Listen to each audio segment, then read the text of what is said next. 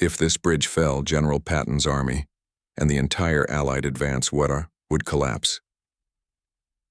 December 1944, France. Snow, smoke, and silence until the first German shell hits. The bridge shudders like it's alive, steel screaming under the blast, and through the cracked periscope of his Sherman tank, Sergeant Davis sees the unthinkable: enemy armor crawling through the mist, less than half a mile away. He calls it in. No answer, the radio's dead. The order still stands: hold the bridge until relieved. For 72 hours, Davis and the men of the 761st Tank Battalion, the Black Panthers, fight with engines frozen, ammo low, no reinforcements coming. Every shell, every scream, every blood-bought minute keeps Patton's Third Army moving behind them. By dawn, the bridge is barely standing, its beams glowing red from fire. Davis wipes the frost from his sight glass and mutters, "Still here." For decades, no one knew what really happened on that frozen bridge, until a forgotten field report revealed the truth. The snow came sideways that morning, wind screaming through the wreckage of the Murtha Valley, carrying the stench of burnt oil and river mud. The bridge looked like it had already survived the end of the world. Two spans of steel hung half-bent over a frozen current that glimmered like black glass, every beam pocked with bullet scars and shrapnel holes. Beneath the twisted lattice, chunks of ice moved slow as ghosts, scraping against the pilings with hollow knocks that sounded almost like distant drums. Sergeant Warren Davis wiped the frost from his goggles and peered out from the commander's hatch of his Sherman, the Daisy May. The engine coughed below him, half dead from the cold. Inside, the crew's breath turned to mist. Private Melton hummed under his breath, a nervous rhythm that filled the silence between artillery strikes. "Looks like the whole damn world's frozen," Corporal Brooks muttered from the loader's seat. Davis didn't answer. He was watching the far tree line, that long, dark wall of evergreens where the German armor would come from. He could smell diesel in the wind. Somewhere out there, engines were idling, waiting. 2 nights ago, the 761st rolled in, ordered to hold until relief came. None did. Now, with the Ardennes burning to the north and fuel running dry, this bridge was all that kept Patton's flank alive. The radio hissed static. Davis adjusted the dial, trying to raise Battalion HQ. Nothing but white noise. To his right, 3 more Shermans crouched low in the snow like sleeping beasts, exhaust vapor curling from their tails. Men from B Company dug foxholes near the embankment, hands bare, faces crusted with ice. One of them, Lieutenant Harris, gave Davis a brief salute before ducking under the belly of his tank. Harris was barely 23. Most of them were younger.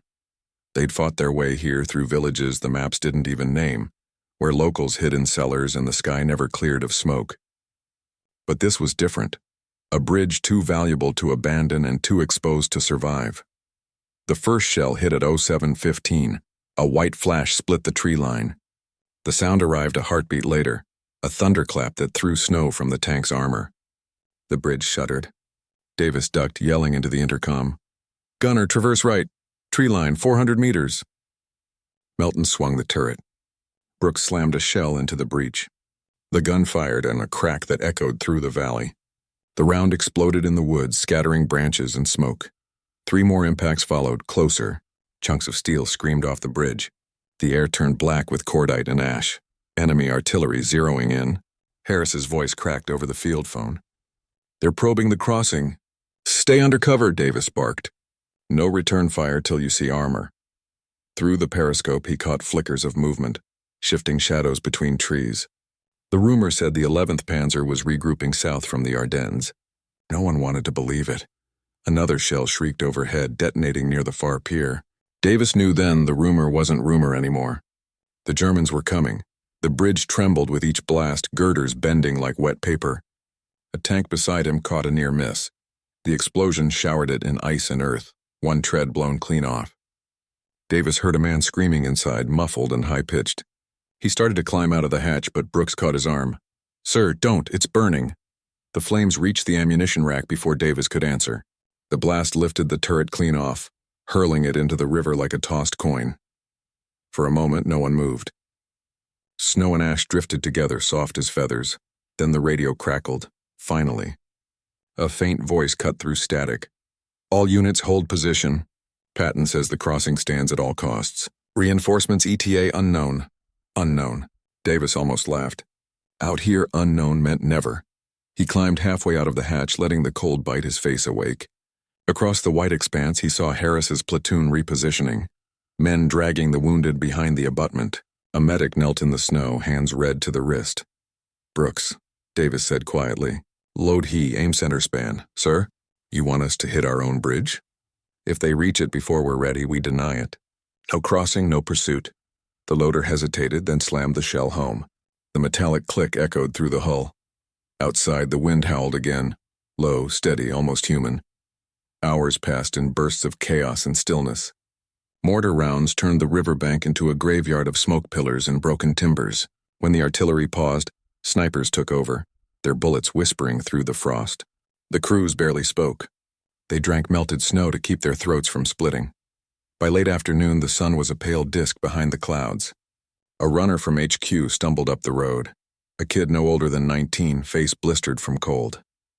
He carried a folded map and a message scrawled in pencil. "Hold until relief by 4th Armored. 3 days. 3 days. Davis stared at the number until it blurred, then folded the paper and tucked it inside his glove. 3 days, he told his crew. That's all we need to buy them. Brooks gave a dry laugh. 3 days in hell, maybe. Then we make it our kind of hell. That night the wind died and the cold deepened until metal cracked like glass. The tank sat silent in the dark, engines idling only to keep them alive. Across the river the Germans probed with flares, thin white comets that rose and fell, painting the valley in ghost light. Each time one burned out, another fired. Inside the Daisy May the men waited, 5 shadows surrounded by machinery. Davis thought of Georgia, of his mother's porch after summer rain, of the smell of hickory and cotton fields. He'd joined the army to prove something, not just to the world that doubted him, but to the men who said he'd never wear armor's black beret. Now he commanded a bridge that shouldn't exist, holding it for an army that might never come. Outside, the river began to freeze over completely, the sound of water fading beneath a sheet of ice. For the first time that day there was silence. A fragile, temporary peace endured, the kind that never lasts. Silence never lasts long in war. The river had frozen smooth by midnight, a dull mirror reflecting the faint orange glow of burning wreckage upstream. The air felt thick, sharp as glass. Every sound carried for miles. The creak of treads, the click of a rifle bolt, the quiet murmur of men trying not to think about morning. Sergeant Warren Davis leaned against the turret of the Daisy May, staring into the darkness. The bridge loomed beside him, skeletal against the stars. Frost glimmered along its beams like veins of silver. He listened, to the wind, to the hum of engines cooling, to the almost imagined whisper of boots on snow. Somewhere out there, Germans were moving. He could feel them, not see them, the way a man feels thunder before it breaks. Inside the tank, Brooks polished the breech with a rag, slow and methodical. "You think they'll try it tonight?" "They'll try when it hurts most," Davis said. And that's before dawn. Private Melton was half asleep at the radio, head bobbing. The static had turned rhythmic, almost soothing. It wasn't until 0210 that a new sound slipped through, faint Morse clicks under the hiss. Brooks sat up. "Message traffic?" Melton leaned close, decoding through frostbitten fingers. "Friendly armor approaching." "Correction. Halted by enemy roadblock. ETA unknown." He looked up. "Same word again, Sarge. Unknown." Davis closed his eyes. The word had become a curse. Outside, the wind changed direction. The smell came first, acrid diesel, mixed with wet iron and smoke. Davis snapped the periscope open. Tiny flickers danced at the tree line half a mile east. Then came the low growl, engines, multiple heavy, up. He shouted, "Everyone up. Positions." The crew jolted awake. The Daisy May roared to life, engine coughing, black smoke curling from the exhaust. Across the riverbank, Harris's platoon scrambled from foxholes. Boots pounded, bolts slammed, orders flew through the night. Flares burst overhead, washing the snowfield in ghost-white light. For a heartbeat, the world looked carved from bone. There they were, German armor moving in a line, their silhouettes massive against the horizon. Panthers and half-tracks, their engines rumbling like an avalanche. Infantry trudged behind them, rifles slung, helmets glinting faintly under the flares. The ice cracked as they advanced toward the bridge. "Range 600, Brooks shouted. "On the lead Panther, fire!" The cannon thundered. The Sherman rocked back. A bright flash lit the darkness. The shell struck square on the Panther's glacis, sparking but not penetrating. Davis cursed. "Load AP." Brooks rammed in the next round. "Up! Fire!" The second shot hit lower under the mantlet. This time the explosion blew open the turret hatch. Fire gushed out like a scream. "Target!" Melton yelled. The bridge vanished in chaos. German mortars rained down, scattering men in snow. Machine gun tracers stitched the night, orange sparks crawling across white ground. Harris's men fired from the embankment, their rifles flashing like camera bulbs in the dark. A shell slammed into the riverbank just meters from the Daisy May. The tank lifted on one tread, slammed back down, mud and ice flying. Inside, the crew bit their tongues, teeth rattling. "Gunner, next tank, right flank. On it. Fire!" The shot tore through the darkness and another enemy tank shuddered to a stop, smoke pouring from its vents. The smell of burning fuel thickened, turning the cold air foul. For nearly an hour, the valley became a furnace. The Germans pressed hard, throwing wave after wave across the frozen river, hoping to break the defenders before daylight. The 761st held the line, their tanks forming an iron wall. Davis could barely hear his own voice over the constant barrage, just shapes and flashes in the concussive rhythm of impact, reload, fire. Then, silence again. A lull, sudden and absolute. The smoke drifted low. The snow hissed as it fell onto red-hot metal. Davis looked around. The bridge still stood, though its center span sagged, steel glowing faintly. Harris's voice crackled through the field phone. "We stopped them. For now." Davis nodded even though Harris couldn't see him. "Count your men," he said. "Then dig deeper. They'll be back." He climbed out onto the hull, legs trembling. The stars were gone, only clouds and drifting ash above. He walked to the bridge edge. Frozen bodies lay half-buried in snow, American, German, indistinguishable under soot. He knelt beside one of his own, closed the soldier's eyes with a gloved hand and whispered something only the wind could hear. "Sir?" Brooks called softly. "Ammo's low. We've got maybe 6 rounds AP, 4 HE. Ration them," Davis said. "We fight smart. Aim to cripple, not kill." Melton poked his head from the hatch. "What about the infantry, Sarge?" "They'll fight till the bridge stands," Davis said. He looked toward the far tree line where the smoke still hung. "And so will we." Dawn broke pale and merciless. The valley looked carved from steel and ash. The snow, once white, was gray with soot and blood. The men moved like ghosts, silent, automatic, cold beyond feeling. Inside his tank, Davis wrote in his logbook with shaking hands. Hours engaged, 4. Enemy armor destroyed, 5. Men lost, too many.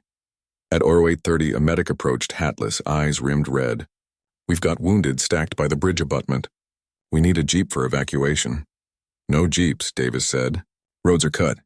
You'll have to wait till night." The medic nodded once and walked back through the snow without a word. A single German shell whistled overhead.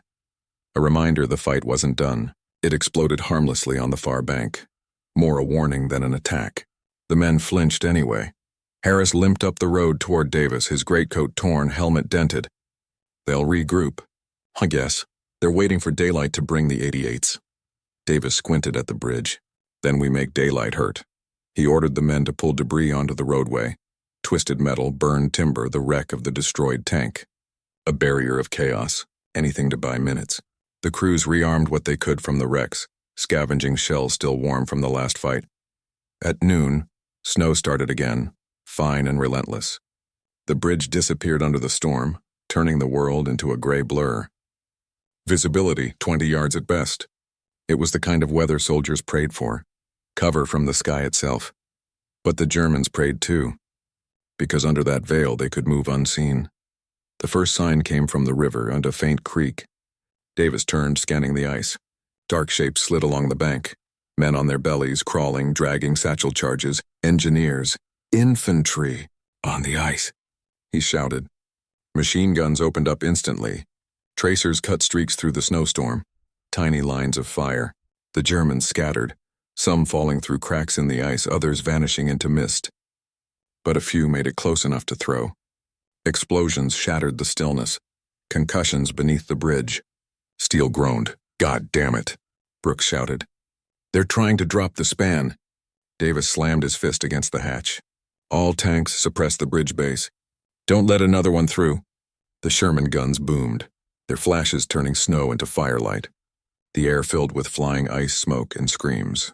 When the dust cleared, the ice below the bridge was broken, a jagged black wound. The engineers were gone. For a long minute, no one spoke. The only sound was the hiss of the storm and the steady groan of metal under strain. Brooks finally exhaled. "They almost had it." "Almost doesn't count," Davis said. He stared at the bridge, the lifeline, the curse. Not yet. That evening, as darkness fell again, Davis sat alone atop his tank. The men slept where they could, curled beside treads for warmth, helmets pulled over their eyes. The snow muffled everything. He pulled a small photograph from his pocket. His mother, standing in front of a church in Georgia, smile faint but proud. The edges were worn, corners burned from a near miss weeks before. He stared at it until his vision blurred. Then he tucked it back inside his jacket and looked east. The horizon flickered. Faint lights. Distant thunder. The next wave was forming. 3 days, the message had said. He whispered it again like a prayer. 3 days. The second day began before sunrise, not with an explosion, but with the cold. A kind of cold that gnawed through wool, through skin, through bone. It wasn't the kind of weather men fought in. It was the kind that killed you quietly, without even the mercy of sound. Frost had sealed the tank hatches overnight. It took Davis 5 minutes with a wrench just to force his open. His breath rolled out in clouds. Around him the world was motionless. The bridge a skeleton rimed in ice. The river below black and cracked, smoke hanging like fog over the valley. He could see movement near the embankment. Harris's platoon, or what was left of it, staggering to their positions. No chatter now. Just nods, slow movements, mechanical. The radio hissed, then sputtered alive. Panther Division regrouping east. Air recon spotted armor column 6 miles out. Melton leaned closer. "They're coming back, Sarge, with friends." Davis rubbed his eyes, red from sleeplessness. "Then we hold with ghosts if we have to." He stepped out, boots crunching over glassy snow. The dawn light was thin and silver, cutting through the smoke like a blade. From the opposite ridge, the faint sound of engines rolled over the frozen landscape. Low, rhythmic, hungry. He thought of Patton then, somewhere west, waiting for a bridge that hadn't fallen yet. The whole damn Third Army moving on their survival. It was a strange thing to carry the weight of thousands and still be invisible. By Oitgaung, they could see them. German armor crawling out of the fog. Panthers, half-tracks, and infantry columns marching single file, each step measured.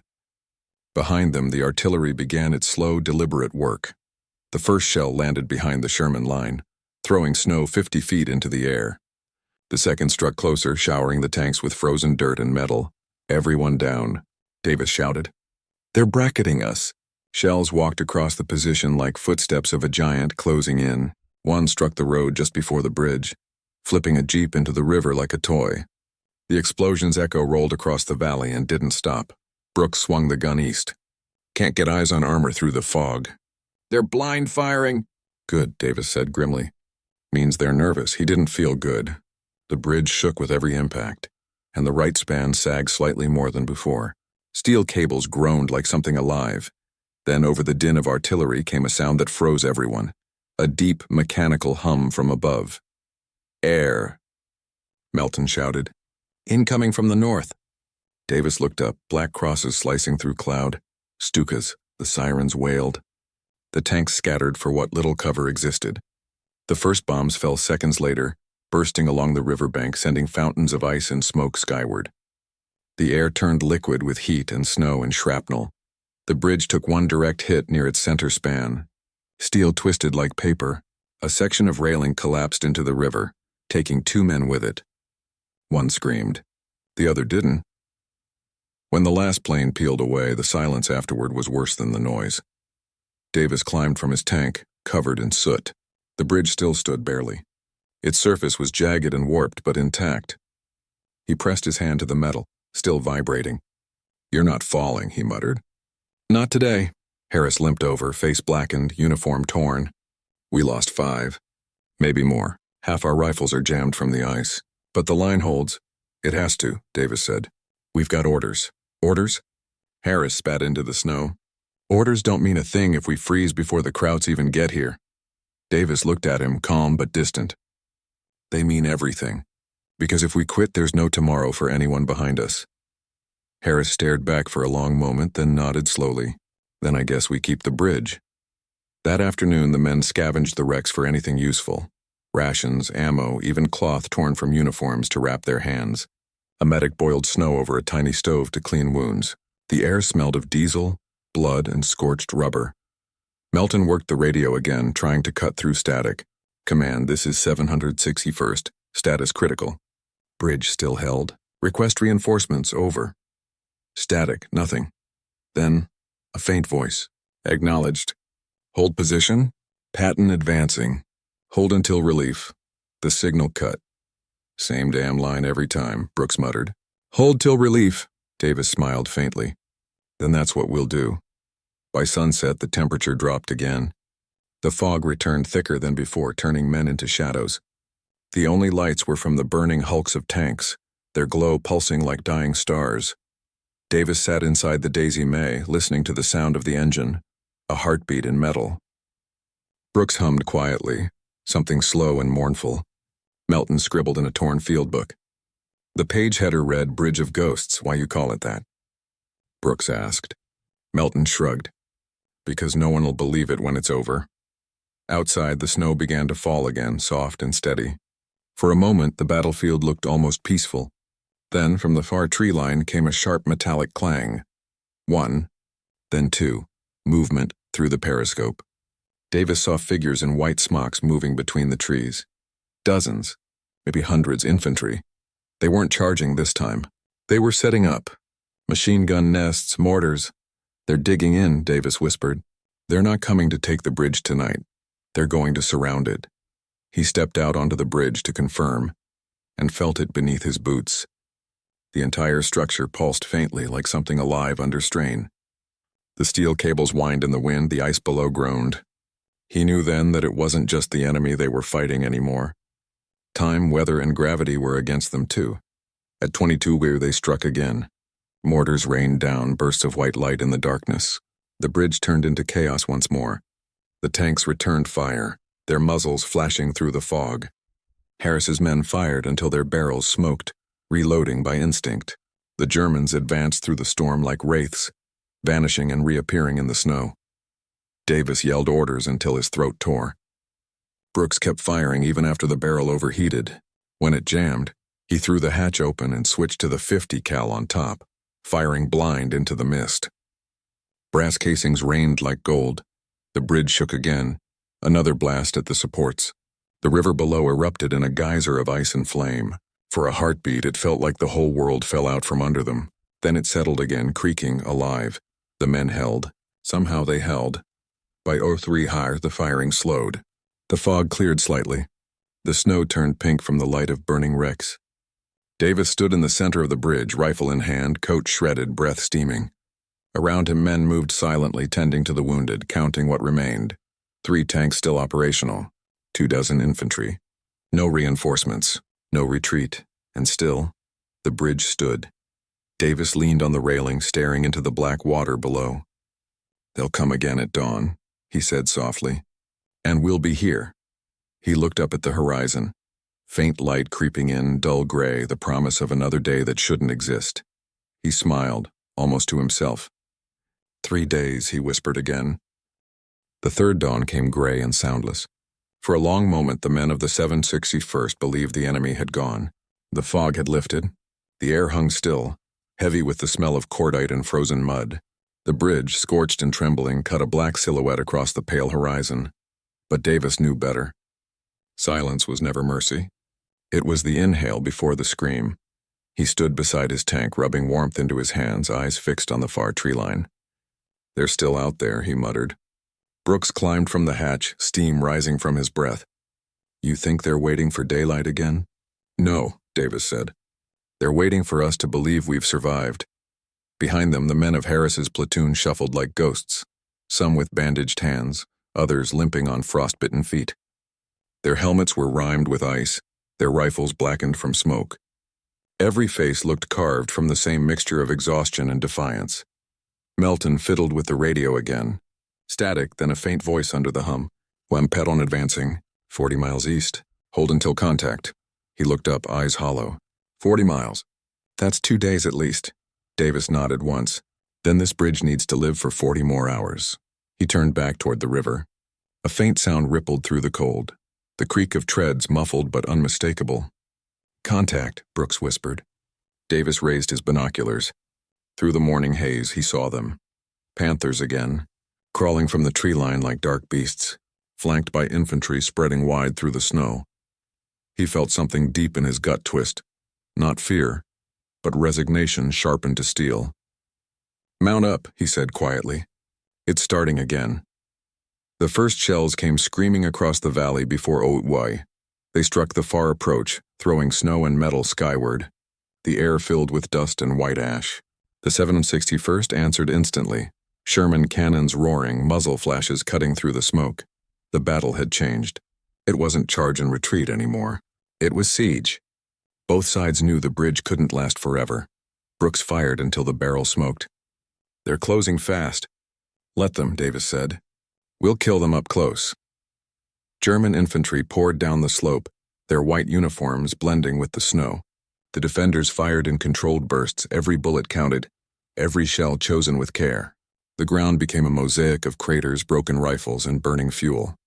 The bridge shuddered again, another hit to its central beam. Steel cables snapped like gunshots. One tank track slipped dangerously close to the edge, metal shrieking. Davis shouted, "Back her up! Don't let her go!" The driver reversed, treads grinding. The bridge groaned but held. A mortar shell exploded nearby, showering the tank with shards. Brooks cried out. Blood streaked his temple. Davis grabbed him, pulled him down. "You're fine," he said.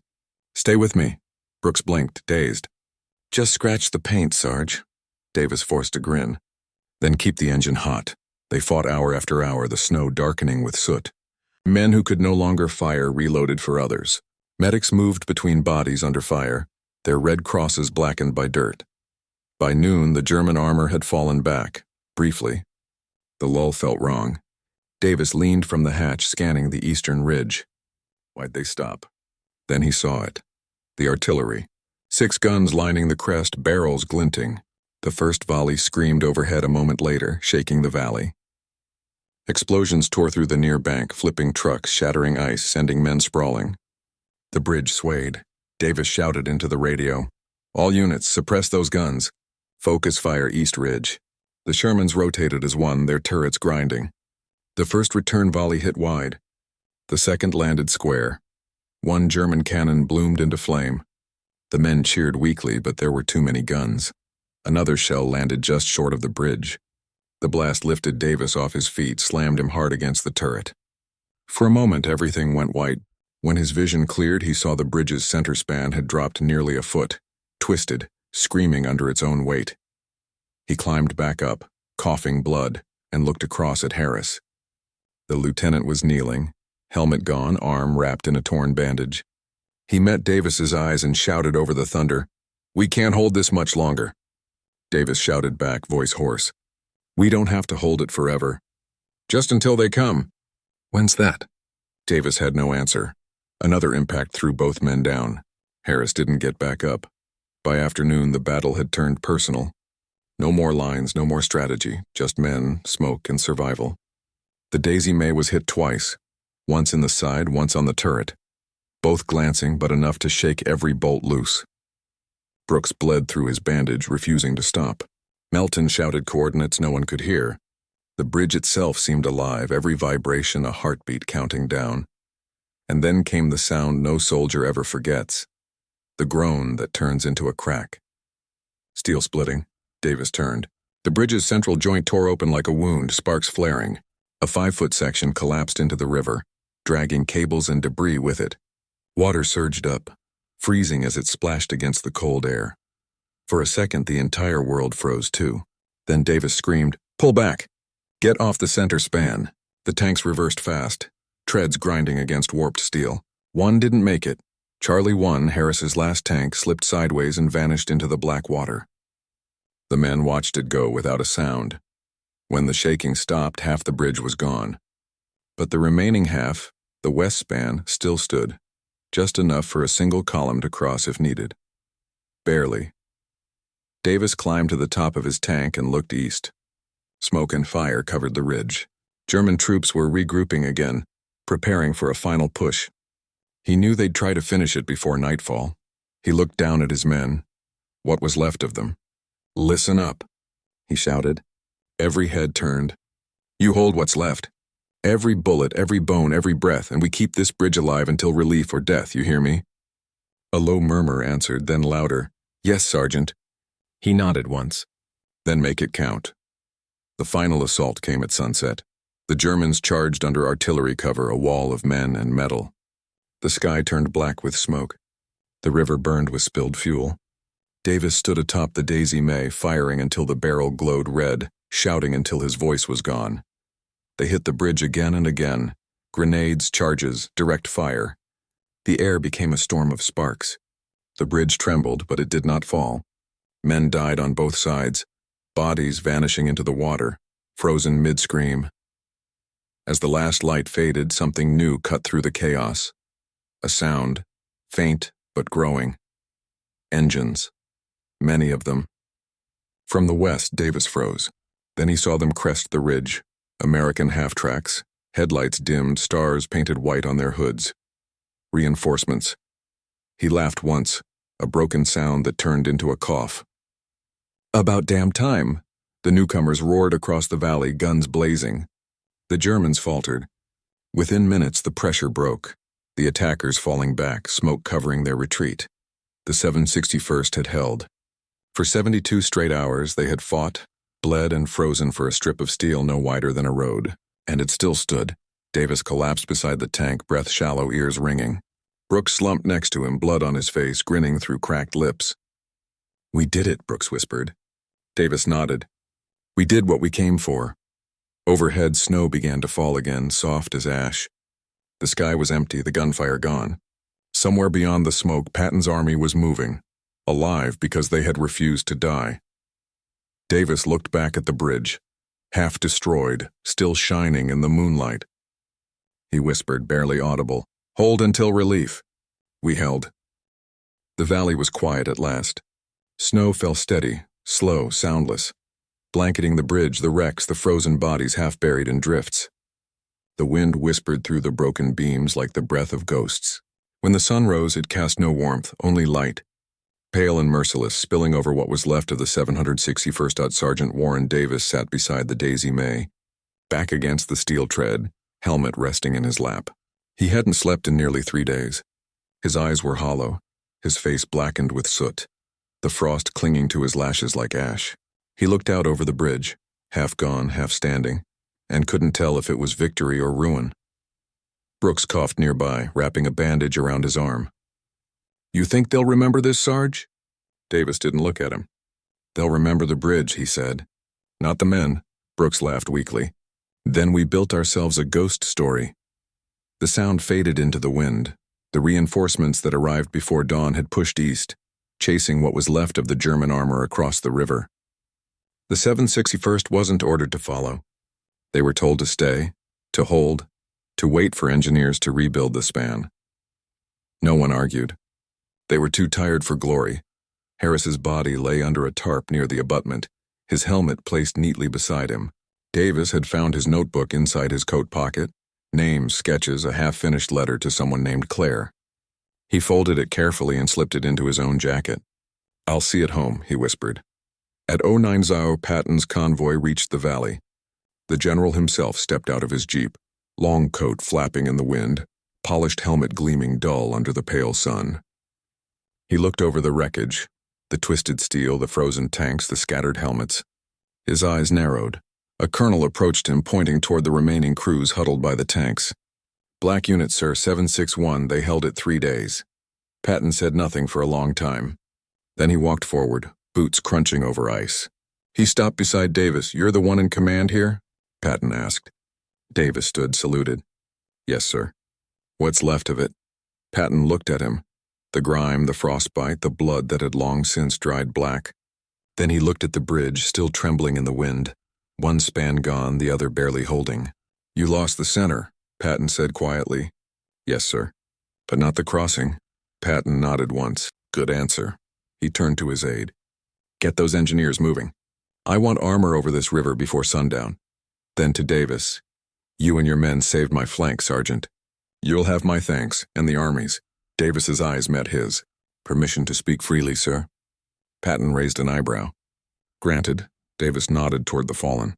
"They deserve more than thanks." Patton studied him for a moment, then gave a slow, grave nod. "They'll have it." He turned and walked away, boots marking black prints across the snow. Davis watched him go, unsure if he believed it. By noon, engineers had arrived, grim-faced men with torches, cables, and trucks. They worked without ceremony, cutting the dead bridge apart piece by piece, measuring what remained. Every groan of metal felt like the tearing of a memory. Brooks helped load the wounded into jeeps. Melton sat against a crate, bandaged, radio silent. The air smelled faintly of oil and winter. Somewhere up the road, an engine backfired, and every man still flinched, the sound too close to a shell. When the engineers fired their torches, sparks showered across the snow, glowing orange against the pale blue of morning. Davis watched, hands buried in his coat, feeling older than he'd ever felt. One of the engineers looked up at him. "You folks did the impossible, Sergeant." Davis didn't answer. He looked out over the river, the black water moving slow beneath ice. "It wasn't impossible," he said. "It just cost everything." That night, when the convoy finally pulled out, the sky cleared. Stars burned sharp and close, scattered like broken glass. The valley lay silent again, empty except for the bridge skeleton and a few burned-out hulls left behind. The Daisy May stood on the west bank, its armor dented, tracks cracked, gun barrel scarred, but still pointing east. Davis ran his hand along its side, feeling the cold metal one last time. He whispered softly, "You did good, girl." Brooks climbed up beside him. "Orders came through," he said. "We're pulling back to Bastogne for refit." Davis nodded. "Refit what's left." They stood there together, two silhouettes against the ghostly light of snow and moon. Somewhere beyond that horizon, Patton's Third Army was advancing, the war still raging, the road to Germany wide open because one bridge had not fallen. When they rolled out, the wind carried only the sound of engines and chains. No music, no speeches. Just the grinding of metal and the ghosts they left behind. For the men of the 761st, the bridge never truly left them. In the months that followed, they fought again. Towns, forests, rivers, but none of it felt the same. The bridge had become part of them, stitched into their bones. After the war, most never spoke of it. Some returned home to quiet towns that had never heard of the frozen crossing or the 72 hours that kept an army moving. Their medals came late, their names even later. But for those who were there, every winter night carried the same memory. The sound of wind through broken steel, the echo of engines fading into snow, and the whispered words, "Hold until relief." Decades later, long after the guns had gone silent, a historian uncovered a forgotten field report buried in an old archive in Fort Knox. It was dated December 1944. It listed the names of 761st crewmen, the bridge coordinates, and a brief notation: unit held position for 72 hours under continuous enemy fire. Prevented collapse of flank. Enabled crossing of Third Army. Losses severe. Objective secured. The historian wrote one final line in pencil at the bottom. If the bridge fell, Patton's army stopped. He stared at the page for a long time before closing the folder. Today, the valley is quiet again, a stretch of farmland and river, grass growing where tanks once burned. The bridge has been rebuilt in concrete and steel, modern and plain. There's a small sign by the roadside, Battle of the 761st, December 1944. Most drivers pass without slowing down, but if you stand there long enough, when the wind is right and the air turns cold, you can still hear it. The faint clatter of treads, the echo of distant fire, the voices carried through time, and maybe, just maybe, the ghosts of those men still guard that bridge, the ones who held it when no one else could. When history itself was seconds from shattering, the snow falls softly over the river just as it did that night. And somewhere in that silence, Warren Davis's voice still whispers, "Hold until relief."